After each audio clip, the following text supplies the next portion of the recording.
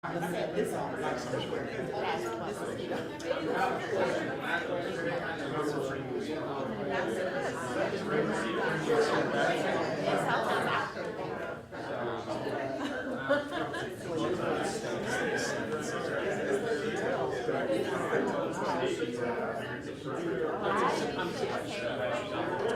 my daughter pick this one.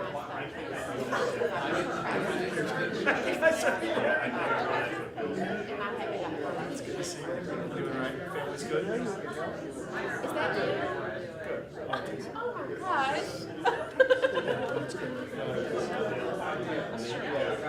You always look so serious, but he has a little. He got a little friend.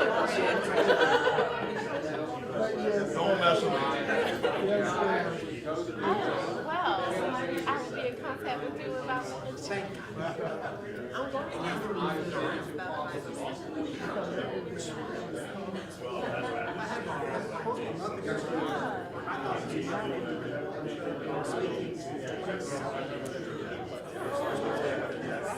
See how all that works? that was our color tickets on these. And I can't do color here without Just in case you want. I can spray it live, but I can't do color without. I can't do chemical services without.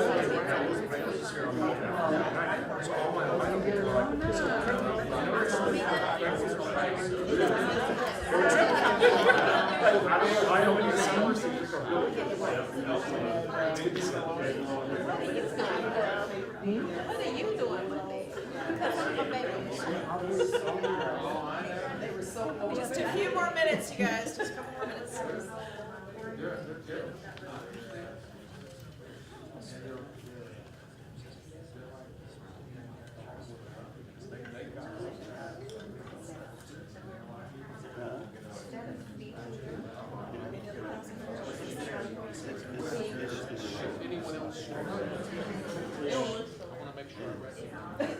Quick, fast, and it's so much to tell. I'm gonna tell you. When we show enough, that's when we have to follow up behind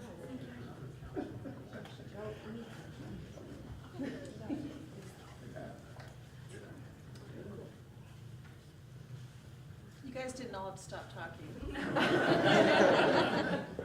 You don't want to.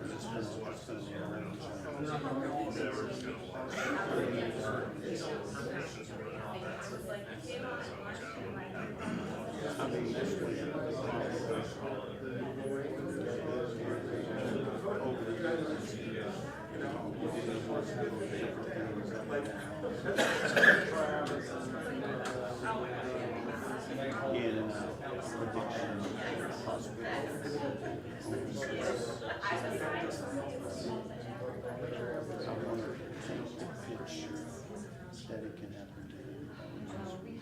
And in some cases it has happened to people.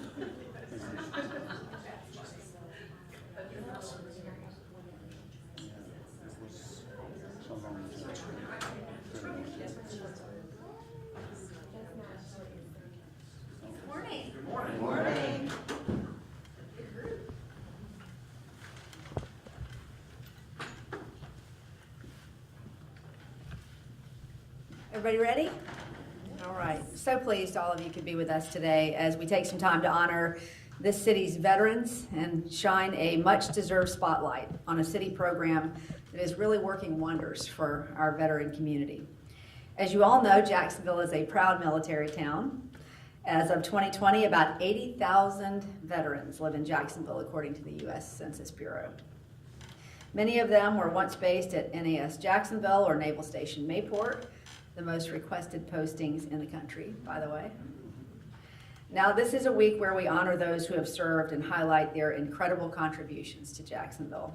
But today we also want to talk about the challenges that many of our brave veterans have faced and share more information about the resources that are available to help them find both jobs and housing.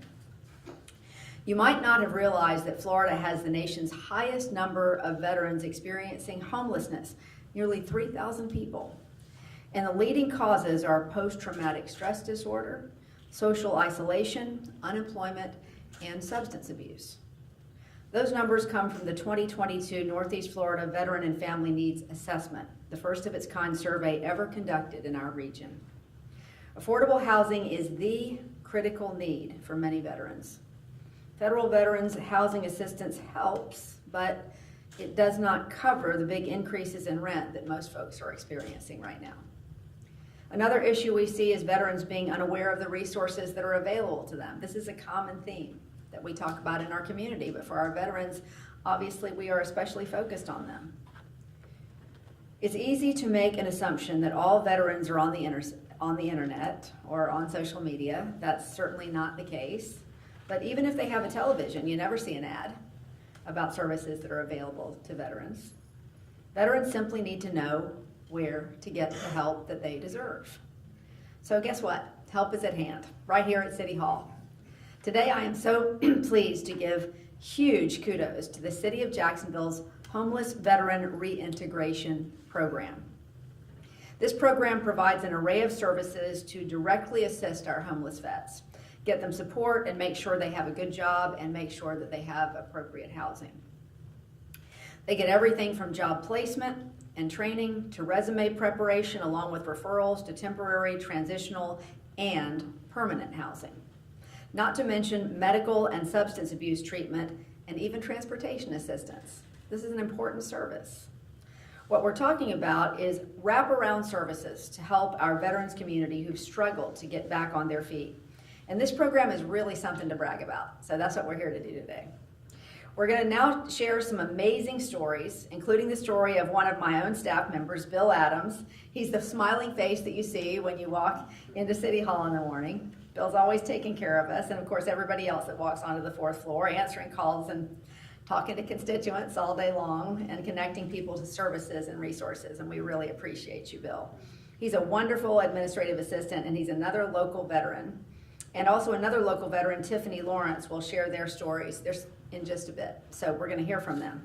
But first, I would like to welcome Council President Ron Salem, who has been a tireless advocate for our veterans.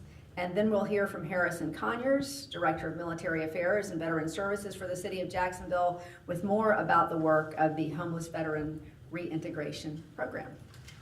President Salem.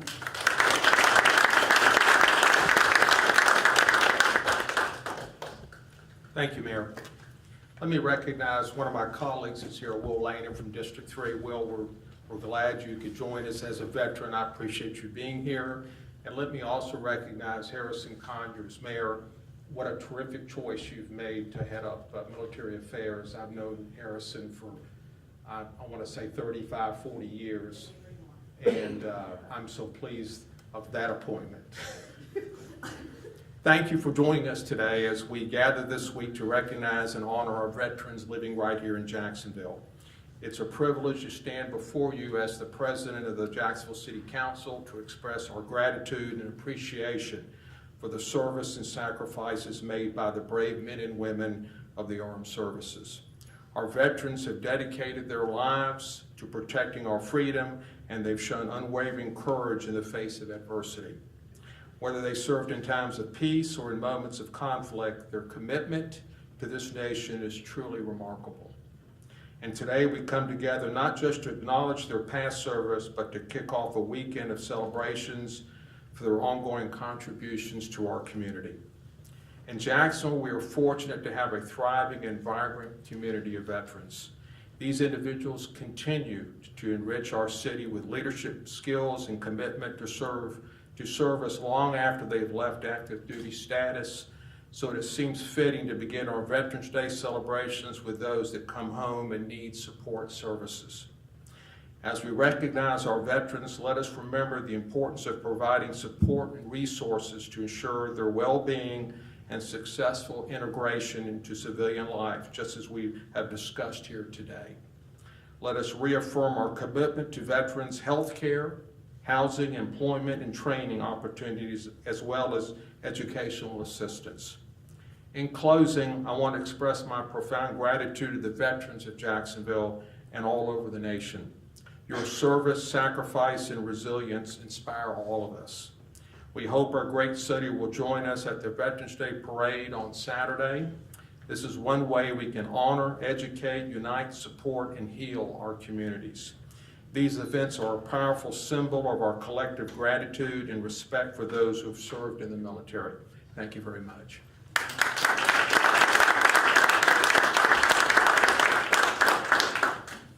Good morning. Good morning.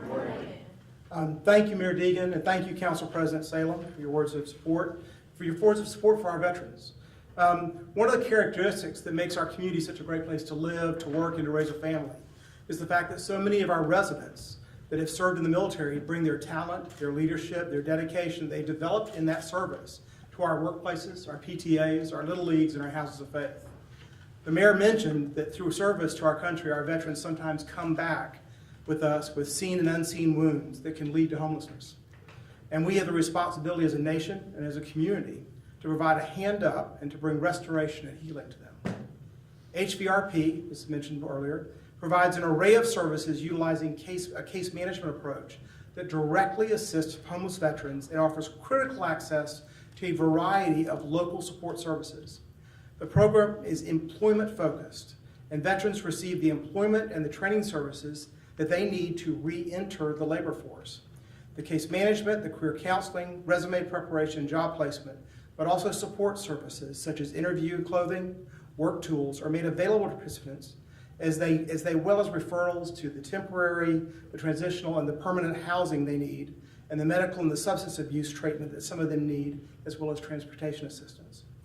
We are joined today by our homeless veteran reintegration team that is based right here in City Hall in the Military Affairs and Veterans Department. Wave, guys. So we've got 2 of our 4 here with us today. They make it happen every single day. I also want to acknowledge the Sulzbacher Center, which is a great supporting partner in Career Source, who has actually established a satellite location in our department and provides tremendous resources and support. We have been very fortunate to receive funding through the U.S. Department of Labor for well over a decade that supports our efforts to address the problems that face our homeless veterans. Just since 2017, our HVRP program has placed 415 veterans not only into stable housing, but into employment, and that ended their homelessness. And since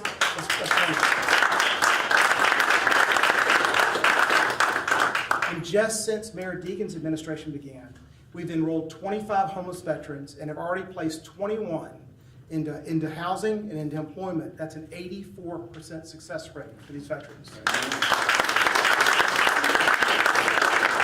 And we're still working with the others. Our mission is to give veterans back their sense of purpose and to help them get back on their own 2 feet, but we'll be with them every step of the way.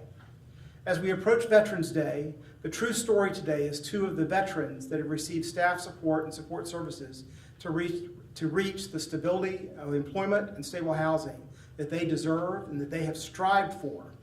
First, let's welcome Bill Adams to come up and speak about his path to the top floor of City Hall.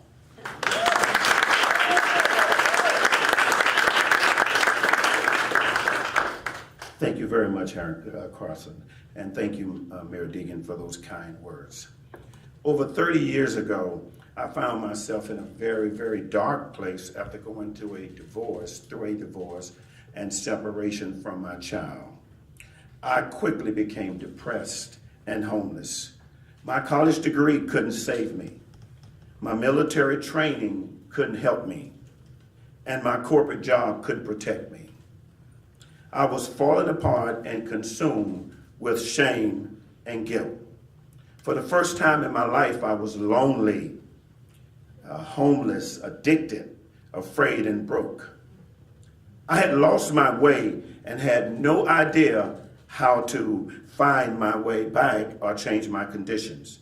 I blamed everyone but the man in the mirror, and I went from bad to worse. After 5 years of living in the wilderness, homeless shelters, and sleeping on the streets of Jacksonville, as well as Orlando and Daytona, I asked God to deliver me, and he did. I had to let go or die, and I decided to let go and live. I was a mess, but never lost my hope of restoring my life. The first action I took was to enter a long-term treatment program at the VA hospital in Gainesville, Florida. And I did that to address my depression and addiction. After a year, I was finally stable enough to come to a outpatient treatment program to try to find my way back. Because I realized that I needed housing and housing assistance and transportation and clothing. The VA provided me with a voucher for housing, but it was military affairs here in City Hall that provided me with employment assistance, provided me with bus tickets so I can start looking for a job, provided me with all of the resources to include purchasing all of the work clothes that I needed to start work. The clothes that they purchased for me were quality clothes because after 20 years, I still have those clothes and the boots that they bought. And then when I was working at the desk downstairs, I used to see his staff constantly going out and purchasing clothing for those homeless veterans that had finally found employment. As I stand here today, I have been employed with the city of Jacksonville for over 7 years. And during that time, I have never called in or not reported for work. I have also been clean and sober for over 20 years and now have the privilege of supporting those that are still caught in that homeless cycle. I want to thank the city of Jacksonville, first of all, for providing me with much needed employment 7 years ago. I would also like to thank the front office manager, Miss Alice Newman, who is the one that actually stopped downstairs one day and asked me would I like to come work in the mayor's office. She has been a tremendous mentor for me, and if it were not for her, I would not be here in the mayor's office. And I just thank everyone, and especially you, Mayor Deegan, for allowing me to continue to work in the mayor's office during your administration. I truly believe that you were chosen to be the mayor in this season, and I believe that under your leadership, a lot of the problems that we have in Jacksonville will be addressed effectively. So thank you very much.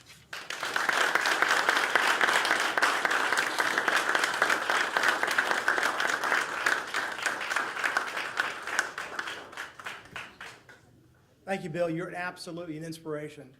Now let's welcome Tiffany Lawrence, who has channeled her experiences to now being in a role of giving back to women and veterans in need. Tiffany? Hello, hello. All right, so I'm gonna be short and sweet. So my time here in Jacksonville has been limited. I'm new. I've been here since about, I'll give it the last week of the month of May. When I came to Jacksonville, I came with my car and whatever I could fit in the trunk. I was unemployed. I didn't have a home. I was stressed out and confused and trying to figure out, what am I gonna do? So I found out about all of these organizations that were available for veterans. So I utilized SSVF HVRP, Career Source. I combined everything, all of the resources available with persistence to get the results that I was yielding. But it wasn't until I went to HVRP that I yielded the results that I wanted. They made a simple phone call and the wheels got going. That's when I saw change after going to this program.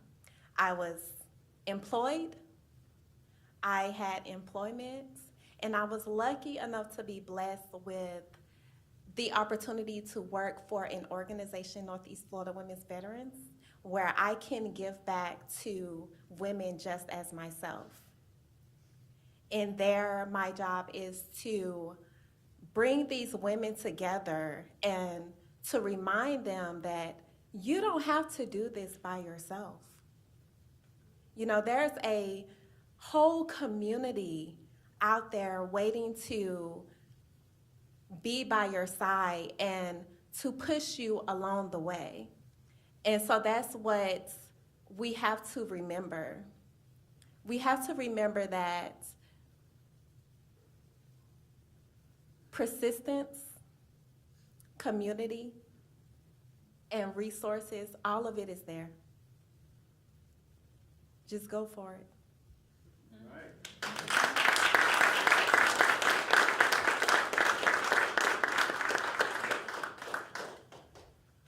We want to welcome the mayor back up, and if there's questions, we'd like to try to answer. I am just, sort of speechless. Those were wonderful stories. Makes you feel good that this program is helping so many lives. Harrison, those numbers were amazing. Very, very grateful, and very grateful to you all for telling your stories. That's not easy. It's not, and I appreciate it. It helps a lot of people, as you know. So, any questions, guys, or we're all good? Yes, sir. So how many homeless vets would you say there are in Jacksonville? I know you said about 3,000 in Florida. Do you guys have the numbers on that? Do we know that? There's numbers from Changing Homelessness that show several hundred homeless veterans. Understand, too, that we live in a community that's 854 square miles. Right. In most communities, they do an urban search. We have homeless veterans in the woods on the west side at the beach. I think we probably undercount. We're also a gateway city here. So depending upon the time of year, we see a lot of veterans, homeless veterans that come from other places through Jacksonville that reside here for a time. Mayor, these are amazing stories, as you mentioned, and what we heard. When when people come for help, it all sounds like they have to come here, but these gentlemen that are sitting here that are working with the vets, are they out in the field? Are they, we have homeless Harrison, I'm camps. gonna let you handle these questions. There are like new homeless camps set up even downtown. Are they working those, or how does that work? Do they have to come here? No, obviously we have a portal of entry here, but we also work with Sulzbacher Center, which is a great portal of entry. But we also have other places like Clara White, where they come in through Clara White, and other partners throughout the community. But yes, staff do get out and work the community where it's safe to work. What do you mean by that? Well, I mean, we're not going to walk into the woods, into the middle of a homeless camp just with a staff member, but we do work with all the other social service providers in the community as they encounter these homeless vets that bring them to us. And is it just the vets that you help when you're out there? We're always glad to refer anybody we encounter to other city services. So that's one of the great things of our staff being out in the community. Our program is dedicated to homeless vets.